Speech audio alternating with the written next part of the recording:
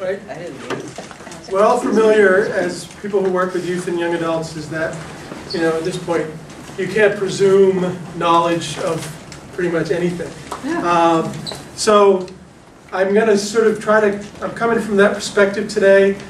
Some of you are going to know some of the things I'm talking about. Some of you aren't. Some of you, like, Becky was saying, she runs into people who say, never even heard of St. Ignatius. What I want to do today, Father Steve Krupa, who's a Jesuit, is going to talk tomorrow, right? Tomorrow about some more specific aspects of Ignatian spirituality in itself. What I want to do today is kind of try to tell you a little bit about Ignatius Loyola, try to relate his experience of conversion, what I call really his young adult experience, to his spirituality, and then try to sort of fast forward to today and see how we can sort of connect those things together and talk about how we understand how we do Ignatian spirituality for young adults today. So we're going to start in the 16th century and eventually make our way up to the 21st century. Not everything in between, though, so don't worry about that.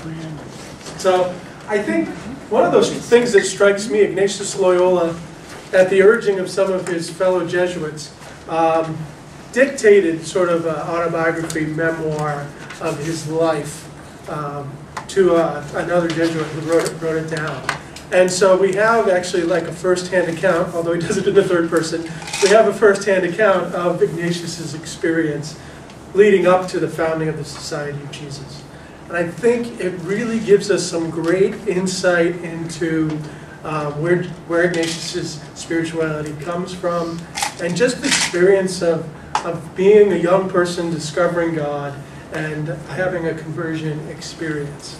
And you'll see that even the way he just begins his memoir, we already see that he's a young adult. He says up to the age of 26, he was a man given to the follies of the world. And what he enjoyed most was exercise with arms, having a great and foolish desire to win fame. That's where Ignatius starts his story. At the age of 26, he's a soldier. He's involved in this battle in Pamplona, Spain, against the French. He urges his fellow soldiers to fight despite the fact that they're very much outnumbered. And eventually they do, in fact, lose the battle only after Ignatius is hit by a cannonball and his leg is shattered.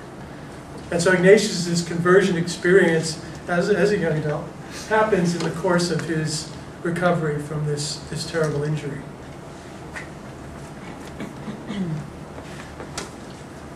And so during this injury time, he was someone who liked to read stories about chivalry and romance and things like that, but unfortunately there was none of that where he was recovering. The only thing available was a book on the life of Jesus and a book on the life of the saints. So he took what he could and read that. And what he discovered was something very surprising for him. As he read about the lives of the saints and the life of Jesus, he was fascinated with both. And he found himself wanting to be like Jesus, wanting to be like the saints. He mentioned specifically St. Dominic and St. Francis. He just felt this desire to want to be like this. And while his other desires also sort of continued, of being a soldier and a man of the court and things like that, he started to notice that there were differences. There were differences between those desires. That those desires still came up, but they didn't stay with him as long as these other desires he was starting to have, to be like St. Francis, to be like St. Dominic. And you'll hear, in Ignatian, when we talk about Ignatian spirituality, you'll often hear the term discernment of spirits. And that's really kind of where his idea begins. He starts to realize within his own inner self, that there's already sort of some messages being sent about what God is calling him to do and the desires that he has. And that's what he realizes in this experience. So he asks, what if I should do this? What if I should do what St. Francis did? And what if I should do what St. Dominic did? Now, just fast forwarding a little, I think one of our challenges today, and this is one of the things that I've sort of concerned myself with lately, is these are the kind of questions I don't think a lot of young adults are asking today. A lot of the questions that we've sort of presumed people were asking over the years, even just why should God be part of my life? Or should God be part of my life? They're not even necessarily asking that. And somehow I think part of what our task is as young adult ministers is to start to find ways to facilitate the asking of those questions. I think in the past we just presumed people were asking those questions. I'm not sure if they're asking them anymore. And there are a lot of things that we used to presume that are starting to question. We presume young adults would come back to the church when, when they want to get their child baptized or when they get married. We can't presume that anymore either. So there's lots of things we've gotten used to presuming that open questions. So part of what happens with St. Ignatius is he starts thinking about his past, about the things that he's done in his life. He starts to have a desire to confess his sins. So much so that he starts confessing them over and over again and becomes sort of obsessed with this. But then as he goes along realizes that this is a temptation. That he shouldn't be, once is enough to confess his sins. And so he starts to moderate his desire. But it is that process, I think we see this in the first week of the spiritual exercises, which is largely the meditation on our own sinfulness. We see this process happening in the first week of the exercises. We end up looking at our past, we end up looking at our sinfulness, and seeing how that is incorporated into who we are. That's what's happening with St. Ignatius at this time. I think the first week of the exercises, in a lot of ways, comes right out of this experience that Ignatius had, at the beginning of his conversion process. So we can see direct correlations, I think, between a lot of things in Ignatius' spirituality and exercises and Ignatius' own experience. So he has, as a result, this kind of first fervor. He's very excited. He says, besides his 7 hours of prayer, he busied himself helping in spiritual matters certain souls who came looking for him.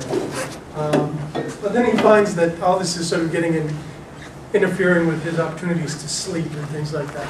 So he decides maybe he has to cut back on this a little bit because maybe God wants him to have some sleep also. And that's something that we should be aware of as well in all the things that we do. Maybe God wants us to sleep and not be doing things all the time. So that's the process that happens here. At the beginning he was doing all kinds of penances and things. He was walking around with shoes without the bottoms on. He was growing his fingernails long, his hair, all kinds of things that we would consider a little bit crazy. He probably looked like a wild man, I had one of my friends read St. Ignatius' autobiography once and said, I think this guy's crazy. And I think a lot of the saints are a little bit crazy. So he does then, and when he goes to Manresa, this famous place in Spain that has a big monastery, there's a picture there, he realizes, we've probably done enough of this. So he decides, he gives up those extremes, and now he cuts his nails and his hair. And so we see that in his writings as well. When he's dealing with Jesuits and what they do, he doesn't totally discourage these kinds of practices, but he says you need to discern which practices are good for you and whether you're going too far with them or whether you're not. So for example, St. Francis Borgia, who you might have heard of, not of the same time period as the Borgias on Showtime, but the same family, the same family. He was very extreme in his penances sometimes. And so there are a number of letters between Ignatius and Borgia where Ignatius is saying, you got to knock this off. You got to stop doing all this stuff. In fact, at one point he puts someone in charge of Borgia's health. He put somebody else in charge of Borgia's health. And Borgia then became the third superior general of the Society of Jesus after Ignatius.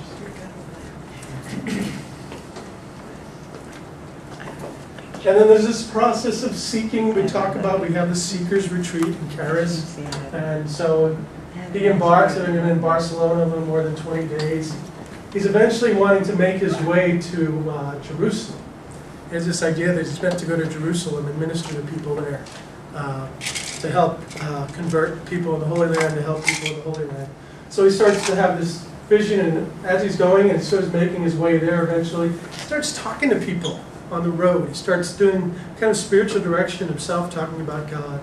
And he talks about this experience, and he gets to a certain point where he realizes, he even wants to sort of give up that a little bit, but there's this one woman that he got a lot from, and this idea that she placed in his mind about being placed with Christ. This becomes one of the center points of his spirituality. So I always like to point out the fact that St. Ignatius got that idea from a woman.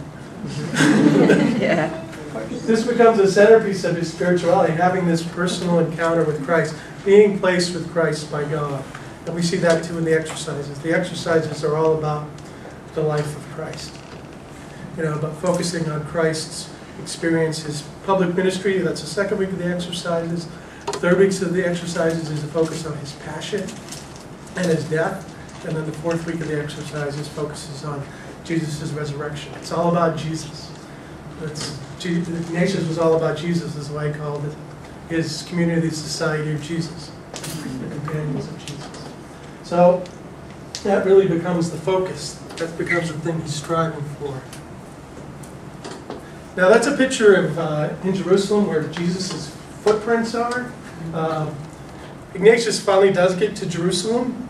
And one of the things that happens when he gets to the Holy Land is he goes to see Jesus' feet, and then when he's going back, he realizes he doesn't remember what direction they're facing in. So he goes back again, has to bribe the person that's there so he can get back and to see them again, so he can see what direction they're going in. So there's a little kind of like youthful sort of immaturity to Ignatius even still at this point. When I first read this, it reminded me of Saint Teresa. Therese.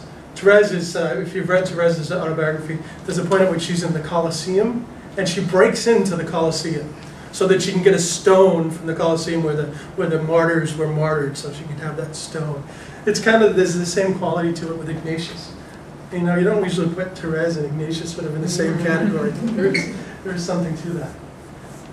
What happened, though, was that the Franciscans, who were kind of in charge there in the Holy Land, said, it's really dangerous to be here right now. You shouldn't be here. And he was insistent that I'm going to be here unless, I'm compelled to leave. And they said, well, basically, you have to go or we'll excommunicate you. So he got kicked out of Jerusalem and had to go back. And so then he had to figure, what's next? What am I going to do now? Because this is what I thought God was asking me to do. And now it seems that this way has been barred to me. And so I think that's an important lesson for us when we look at the experience of young adults and the exercises and discernment. To say what we see God calling us, the direction we see God calling us, or what we see God calling young people that we work with to, may not always be the thing that God eventually has in mind. My friend Jerry Fagan, a Jesuit who just died in the New Orleans province, would like to talk about the grace of Plan B in this regard. That, Ignatius here received the grace of Plan B. So he had to figure out what he was going to do next. So he started kind of wondering, and he realized that maybe he needed to go back to school. He wasn't really well educated. I mean, he had a pretty good education as far as that went, but he realized he needed to do more. Part of that was the prompting of the Inquisition, who on a number of occasions arrested him because they were a little afraid of what he was doing, talking to people about God and stuff, and he didn't seem to have any qualifications.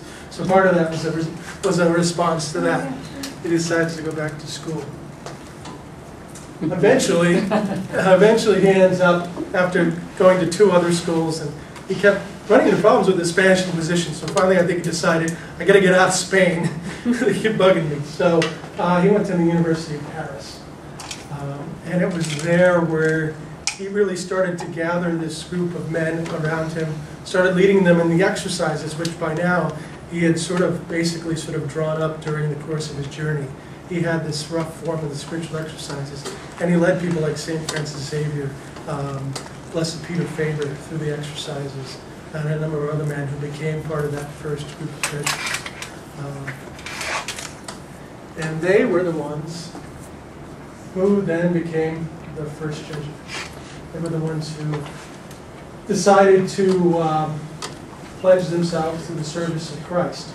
They had to decide how they wanted to do this. And I think this is an important part of Jesuit spirituality as well that sometimes gets overlooked. Ignatius was always really big on obedience. And some people would see that as a negative. But I think part of the reason he was big on obedience is because he saw that as so important to community. Here's this group of men who are friends. they have to decide, do we all just want to go off in our own directions and do our own thing for God, or do we want to remain together as a community? And if we do, then how do we do that? And so they said, yeah, we want to remain together as a community, and the way in which we'll be able to do that is by pledging obedience to one of our number. So they took a vote, and Ignatius came on top of the vote, and he said, vote again. And he said, I don't really want the job, vote again. And they voted him in again. So he said, okay, this seems to be the will of God and the will of you, so we'll try to do this thing. They go to the Pope, get permission from the Pope to start this thing called the Society of Jesus in 1540.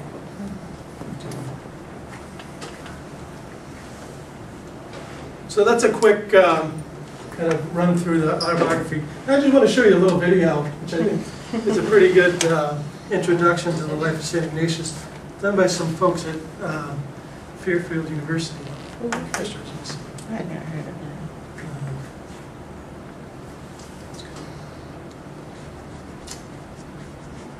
How to back up. Use the arrows. Lauren said use the arrows. There we go. There we go. Now I got my cursor. On the right. Can you all see that okay?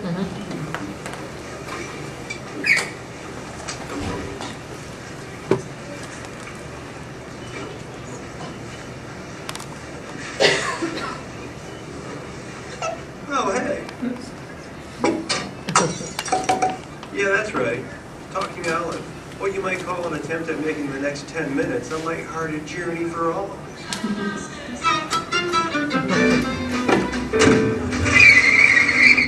So I'm a stuffed Spanish olive. I grew up in California, but I take my heritage pretty seriously.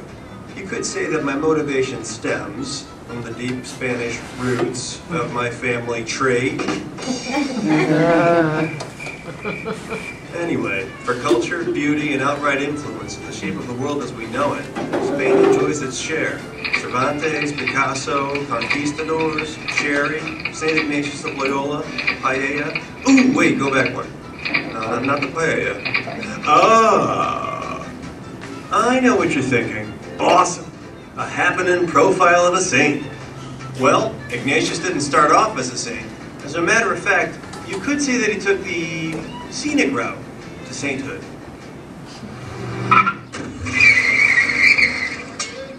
Well, here we are, the castle of Loyola in northern Spain, birthplace of St. Ignatius. Not the humble beginnings one might imagine for a saint. 1491, Inigo Lopez de Loyola was born into a family of minor nobility. At age 13, he was sent to live with Juan Velasquez, a family friend, who also happened to be a treasurer in the court of Ferdinand and Isabella. Ignatius, the young courtier, developed grand visions of chivalry and battlefield glory. He took great care of and pride in his physical appearance, and was no stranger to the ladies. In addition to walking around town wearing a sword, he was known to drink, gamble, and even brawl. Yup, he was about as far from a saint as you'd like to get, but hey, he's young. There's still time. By his late 20s, Ignatius found direction and purpose as a respected army officer. Though he was a dedicated and courageous soldier, his lifestyle stayed the same, and his motivation still leaned toward the vain and glorified. Funny enough that it was his appetite for glory that would change his life. Pamplona, May 21st, 1521. Outnumbered 13 to 1 and encouraged by Ignatius, Mayor Miguel Herrera chooses to fight rather than surrender Pamplona to invading French forces. 6 hours into the futile battle, Ignatius, leading the effort, is struck by a cannonball that rips open his left calf and shatters his right shin. With their larger-than-life champion gravely wounded, the Spanish troops lose their spirit and surrender. The French were so impressed with Ignatius' skill and bravery that they treated his wounds and carried him home to Loyola. Sorry. This is where things get ugly. Doctors had to re-break and reset Ignatius' leg. After it healed, a protruding bone created a lump, which did not agree with Ignatius' vanity. He had the extra bones sawn off and the shortened legs stretched out with weights. Since the state of medicine in 1521 was soaked rags and rusty saws, and television was a good 450 years off, Ignatius began a very long, painful, and boring recovery. To pass the time, Ignatius read the only two books in the house, the Life of Christ and the Lives of the Saints. Not his first choice by far, but better than nothing. Gradually, though, as he reflected for days and months on end upon what he was reading, the thoughts and desires that had always motivated Ignatius were being challenged by an increasing desire to serve Christ in some meaningful way.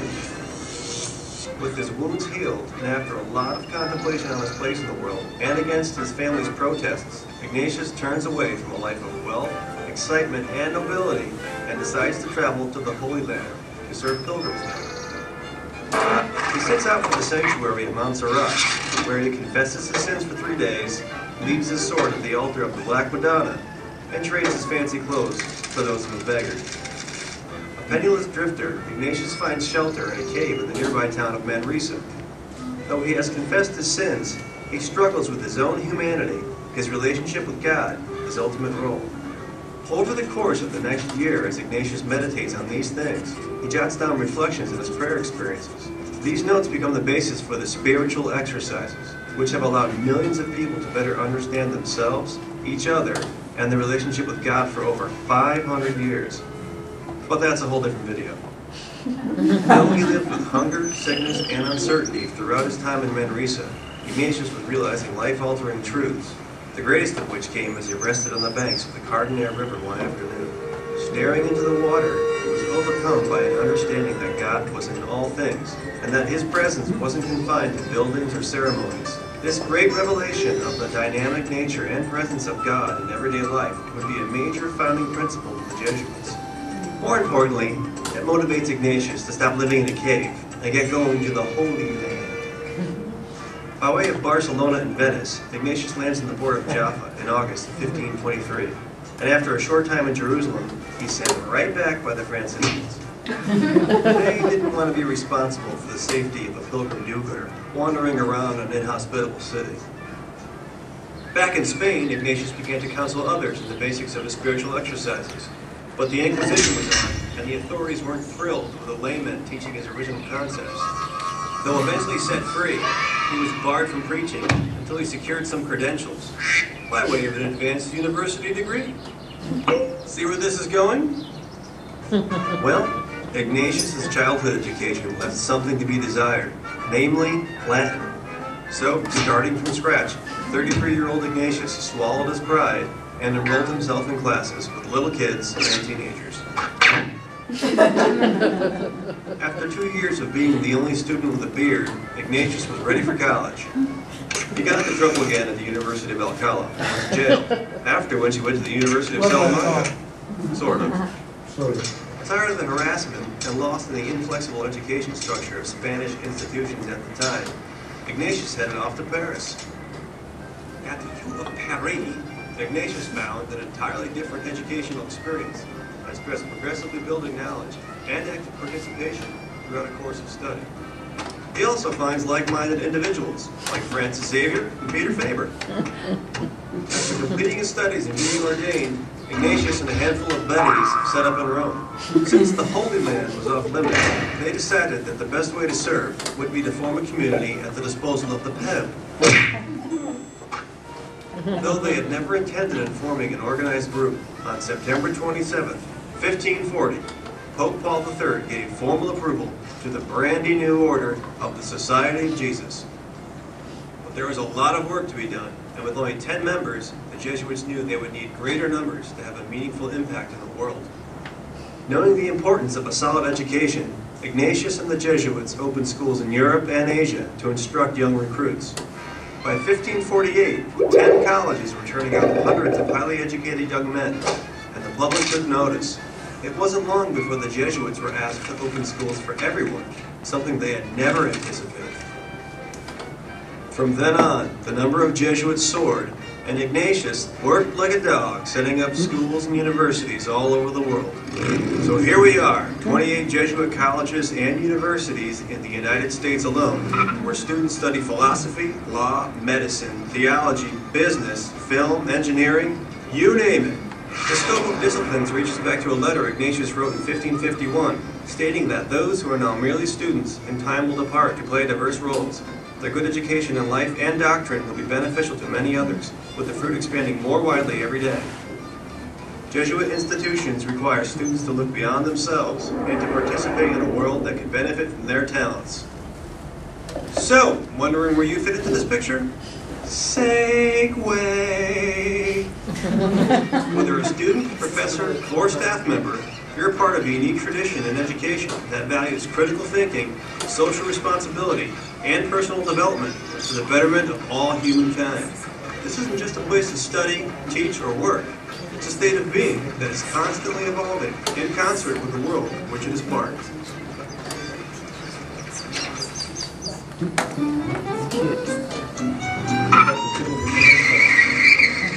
Well, folks, that's the whole story in a nutshell, as told by a small green fruit.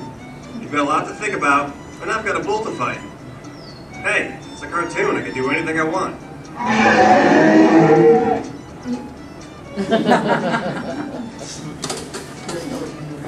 That's cute.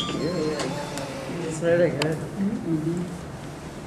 You see again there the grace of Plan B, and what is the thing that Jesuits are most associated with today is probably education, and it was something that the Jesuits never intended to do at the beginning. So it was another thing that was part of the sermon at the beginning about, people were asking the Jesuits to start schools, so they started opening schools.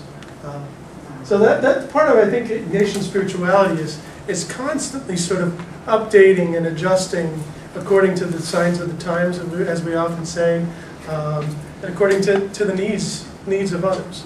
So there's this process of constantly, and then there's this other part, they call it sort of Ignatius's practical mysticism.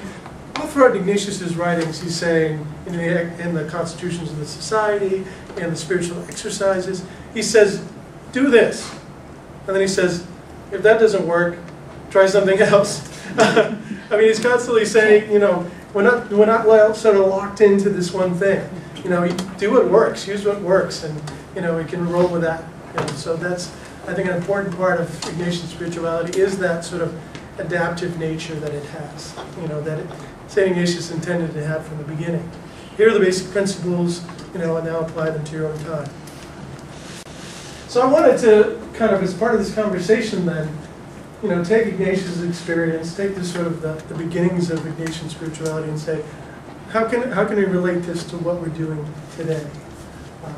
So I just threw up a couple questions. How does Ignatius' experience relate to the experience of young adults today?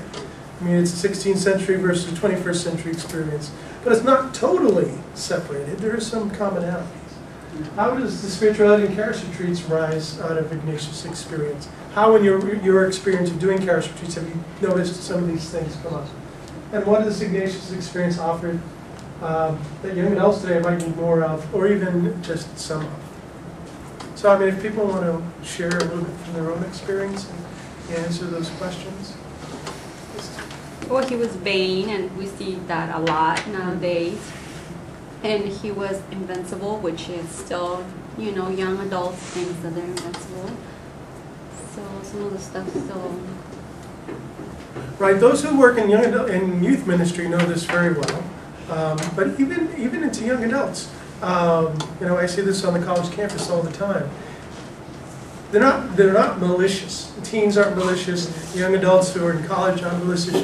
Their world just sort of like revolves around them. They don't, it's not that they're inconsiderate or whatever. It's just that they don't think, to think outside that box sometimes. And sometimes we have to challenge them on that. Add to that something I'm going to say a little bit more about later. That's sort of the research that's been done recently saying, well, that there actually is now a second step between youth and becoming a young adult. But there's this thing called emerging adulthood people are talking about. So that's still kind of part of the process. So that people aren't becoming, quote unquote, young adults until their mid-20s now. according to what people are saying. Yes, sir.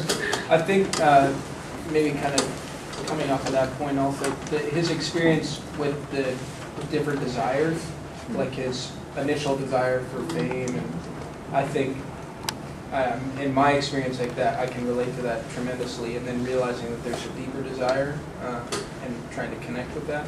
Yeah, And yeah. I like to think that's what we're trying to do. And Ignatius, one of the things I like about Ignatius is even when you look at the memoirs, like he talks about that experience of having his leg be broken and all that, and the bones sawed off, and he talks about the fact that he kind of brags about the fact that he didn't show any pain.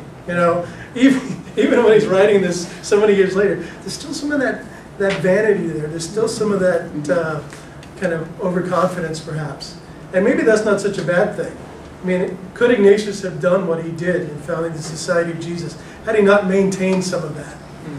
So even in our faults, because Ignatius always talked about the dangers of pride, even in our faults, if there is something good that can come out of that as well. I think the idea that God is in all things, that somehow young adults and college students, whatever, adults, have to have some sense of incarnational theology that Ignatius can offer and kind of tie in, that this life, your life is God's life within you. It's not separate. You're not. So I guess you don't have to go out and find God. God's not hiding out there somewhere for you to seek it. That God is present and always there. Are you Isn't that there? great? That's his book. Mark has a book called Are You There? It's a fantastic book. He didn't even have to plug his own book. I think too, what I find that myself included, my peers, that I think the whole idea of seeking meaning out of suffering, and I think what we see in Ignatius, and I think one of the million ways Ignatius relates with young adults is here's this man that's laid up in bed thinking, plan B is here, what in the world do I do, and I think it was listed both as a joy and a challenge of the transition, just this past weekend we spent a whole weekend at a conference, how do we find God in unsettled times, and that is so real, when you see young adults who have gone through college, they've got graduate degrees and they're saying, I should be able to get a job, or, some of the major natural disasters that we've seen, I see young adults thinking all the time, that very question, what do I do now, even if it's minor, a relationship ended. Oh, that is not minor to some people. I don't mean that, but you know what I mean. Like you see that, and I think that's what's great is that you can tell Ignatius's story and share about how, God found Ignatius and and worked with him and look what happened. So I think that whole, like you said, Father Fagan said, that grace of Plan B is something that resonates strongly with young adults right now. So. Yeah, because sometimes we have an experience of God, we have this ideal, like we're on the right track and God's taking care of us and we're doing what God wants us to do. And then something goes wrong that just throws us for a loop. And how to recover from that. And that's a common young adult experience. And it can take us a while before we start to see that there's something else that God is doing in that. And to find ways to work with that, work in that space. Kathy? I love kind of the passion in his initial conversion, which we talked about experiences in youth ministry. Just makes me think of so many like youth retreats and things like that, where suddenly they're just on fire and there's this great enthusiasm and I love how he's like, what do I do with this now? He's like, I should have long hair. I should, I should live in a cave. That he does all these, ridiculous things of, oh, my life is different, it needs to be this. And he does that for a little while, and then it's like, no, how about this? But I think bringing that today is the wisdom of him not being afraid to take that step, to do that crazy thing, or to do something maybe less crazy, but for a short period of time, that it didn't have to be, that he was open to it being revised and himself being kind of affected or, better. Yeah, and as people who do ministry with young adults, right, sometimes the young adults we work with, they get so excited and they start to do things, and sometimes we want to say, well, hold on, no, don't do that. But sometimes that's what they're meant to do. Yeah. And sometimes it doesn't fit necessarily into our box, but it may be something that God is doing with them that we may not be able to see ourselves at that point. So there is kind of a discernment that happens on our part, is to sort of how much rope do we give them? How much sort of leeway? Like Becky was talking about before, how much should we let them share, and how much should they not share? It's kind But of with that too, I find, I don't know if y'all experience it, but I find a lot of young adults who are struggling.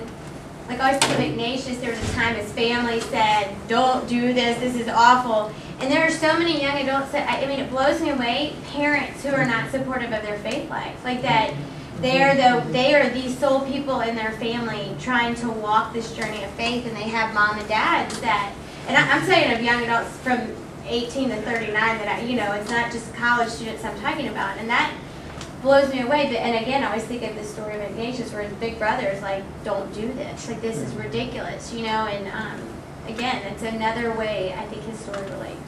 Yeah, when I was in my early 20s, my sister and I both got really involved with the charismatic renewal. So we were doing all this crazy stuff in a lot of people's eyes.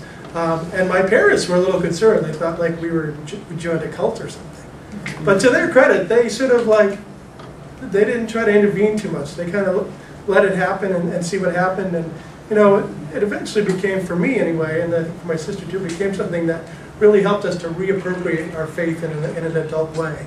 And maybe we got a little too excited about some stuff at the beginning and maybe a little over the top.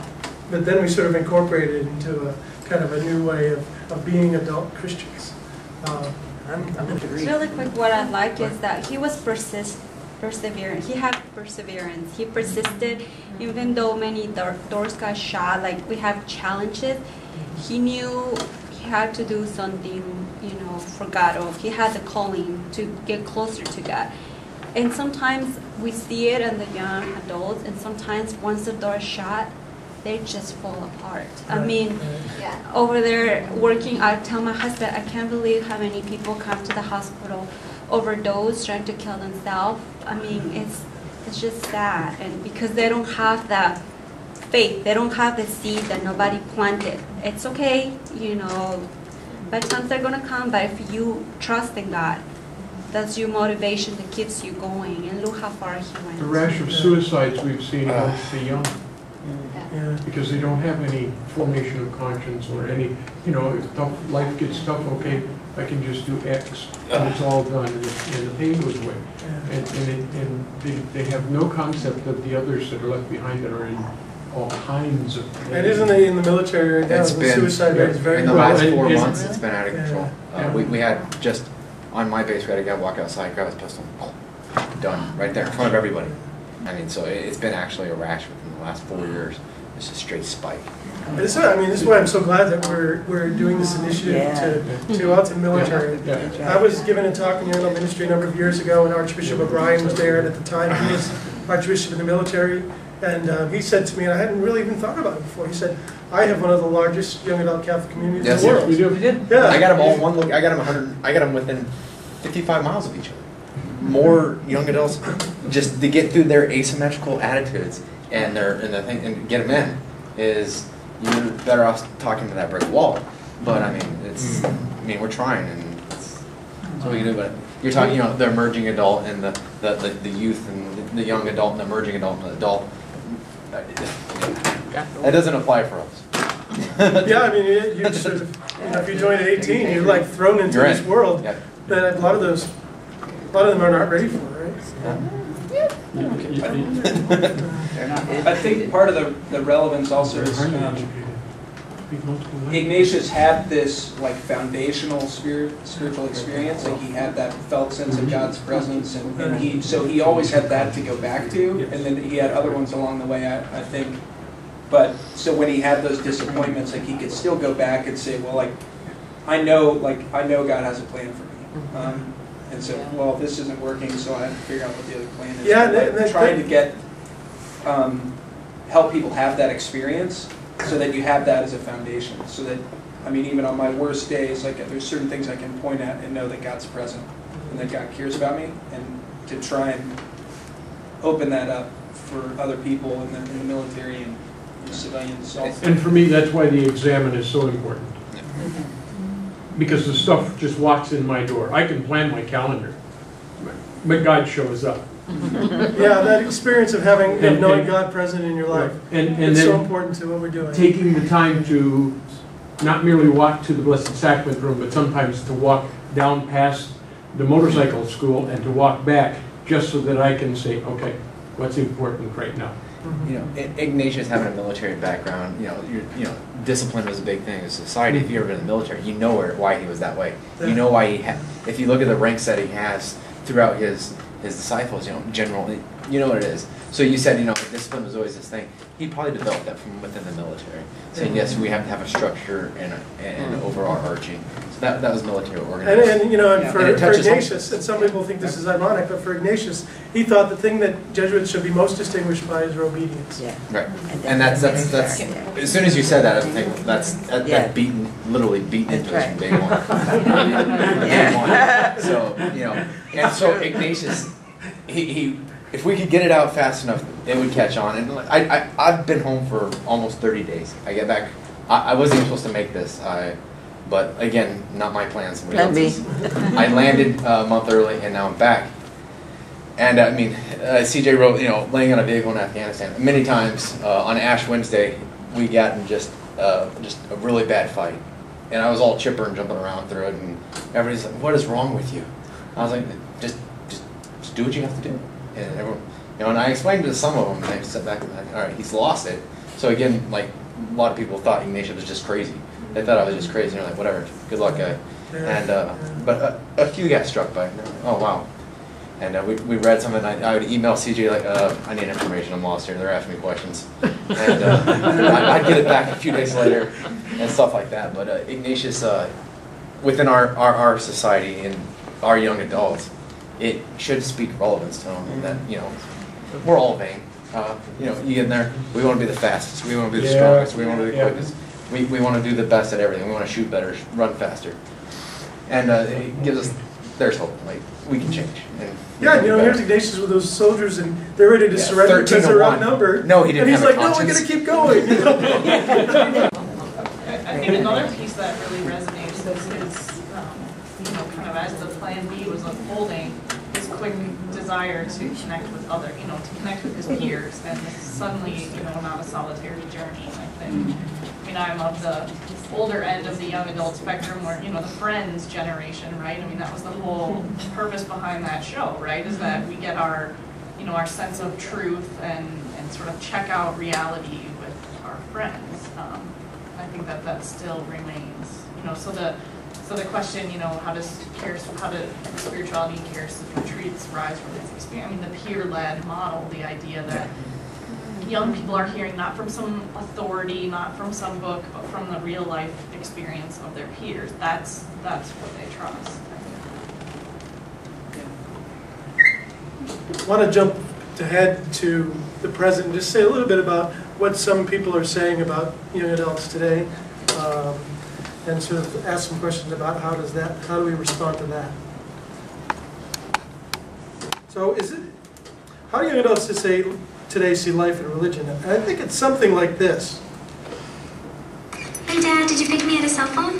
Cell walls are thicker than plasma membranes and were originally discovered by Robert Hooke in a sample of cork. Okay, so I guess it means you didn't find me a phone? Thousands of telephone poles are destroyed each year by woodpeckers. Woodpeckers also nest in the cavities of trees, fence posts, and... Which celebrity mom has another one on the way? What? Soccer mom. That mom's trying to wear jeans to match their teens' jeans.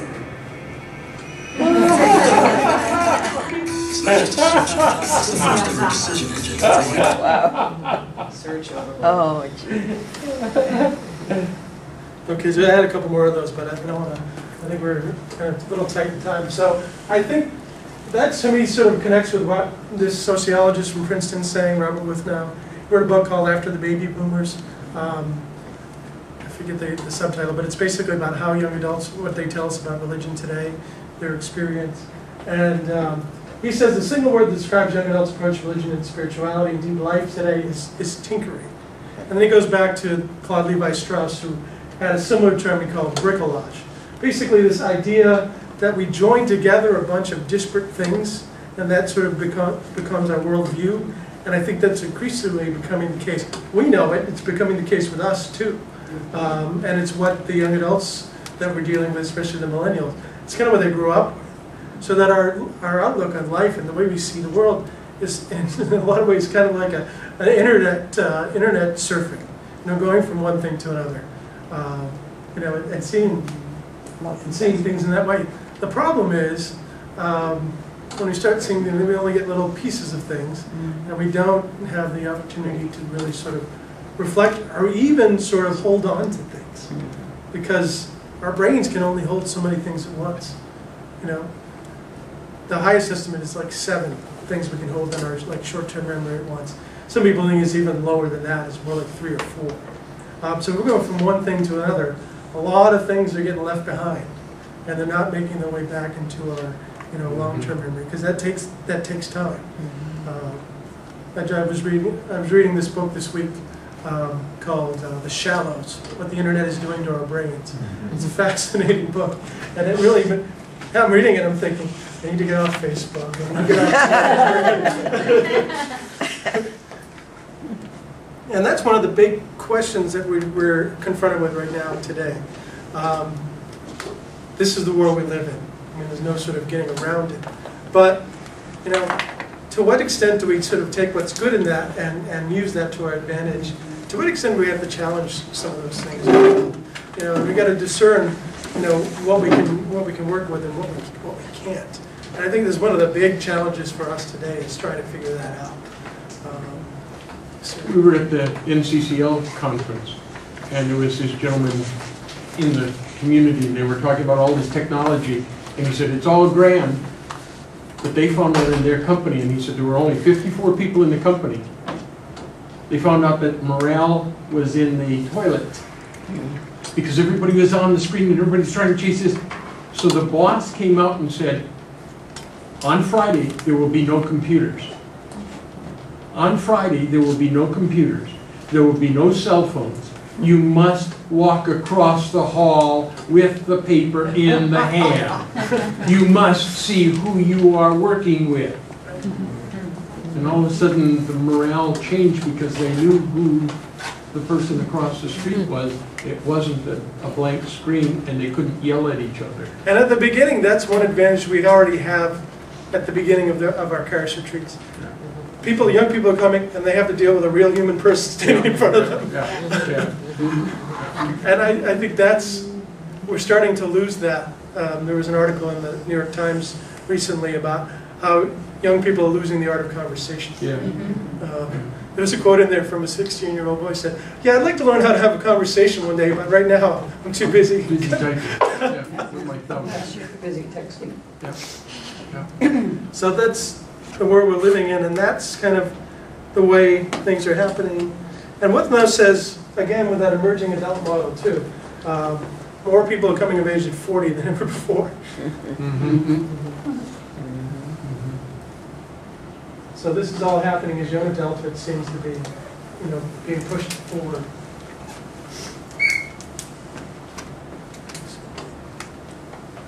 So what we see is positive progress. I mean, this is another issue too, is that in our society we tend to see all technological progress as good, as having sort of no moral weight in a sense. Well, I mean, I think we have to start questioning that. In my book already there, I sort of just questioned some of that about Facebook and about blogging and stuff like that, how it gives us the illusion of community but not real community. I feel like I'm saying rock music is evil, because that was the thing when I was a kid. The question was, is rock music evil? Now is it the internet evil? Well, yes and no. I mean, we have to sort of discern kind of what we need. So I think we need to provide young people with like a cannonball experience that Ignatius has. Experience to step back, reflect, connect, and something I've been saying about retreats for years, because I've been doing youth and young adult retreats for like 30 years now. when I first started doing them, we did these retreats where we kept them busy all the time. The day of those retreats is over, and whenever I see anybody doing them, I'm like, no, you can't do that. Because really what we need to do is less. We need to give young people time to step back and reflect. There's enough busyness in their lives already. So that's a huge thing. And that's one of the gifts of Ignatian spirituality. Because it's so focused on this time of reflection. It's so focused on silence and having quiet time. And that's been, from the beginning, one of the important emphases of Charis ministries and Charis retreats, is that young people come on the retreats, have the time to go off by themselves, in silence, reflect on what's being talked about and what they hear in the talks and things like that. So that's so crucial and as part of what we're doing, coming right out of Ignatian spirituality.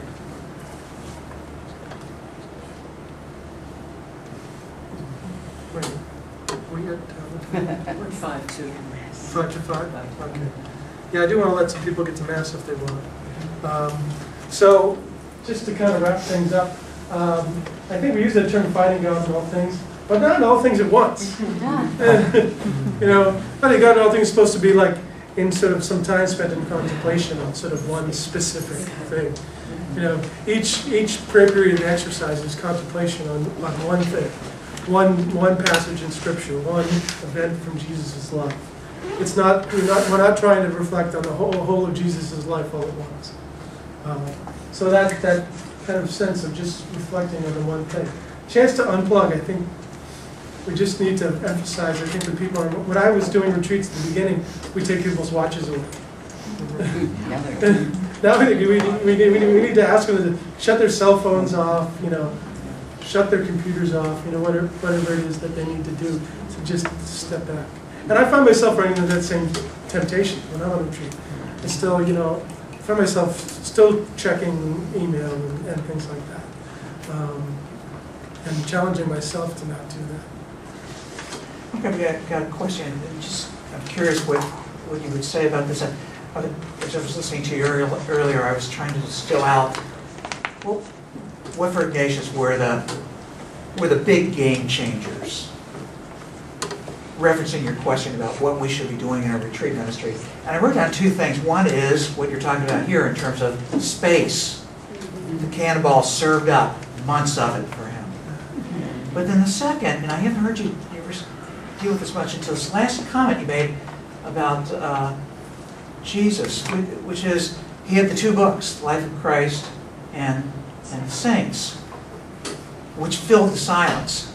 And so it seems to me that we can open up silence, but the way that we're programmed and shaped is to rummage around and look for something else to fill the silence. You know what I mean? And so what I'm struggling with here is the Jesus aspect, and let me just even tag a little bit more on a little bit of concern as a person who tries to keep up with research and is aware of what Kristen Smith is saying about moralistic therapeutic deism.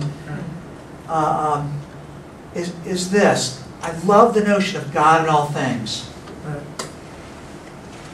I sometimes wonder if Ignatius would say, you're focusing way too much on that and way too little on Jesus. Right. We are the followers of Jesus. We're the society of Jesus. Now, side by side, Ignatian spirituality, I would say, is the finding God in all things, but also the personal encounter with Jesus Christ. And I was with a group, I did a Mass for a group of young adults a couple weeks ago. Angela was there. And in my homily, I said, was this Feast of St. Peter's and Paul. I said, what Peter and Paul are talking about in these readings today is a personal encounter with Jesus Christ and how that transformed their lives, and that's what we should be about. And several people came up to me after the Mass and said, why doesn't nobody ever tell us that? When I think all of our silence, they're always given tools to help. Like I love how you say nurturing their spiritual memory, and I think we're giving within the silence. They're taking a moment to reflect on how the Scripture is speaking to them, you know, or what we give them questions, that kind of thing. So, because I agree with you, Sean. It's not just about. I mean, stillness is important, but and I think our retreats do that. Give them something to help foster that encounter with Christ, you know, or help, whatever, foster is probably the right word, nurture it, that kind of thing.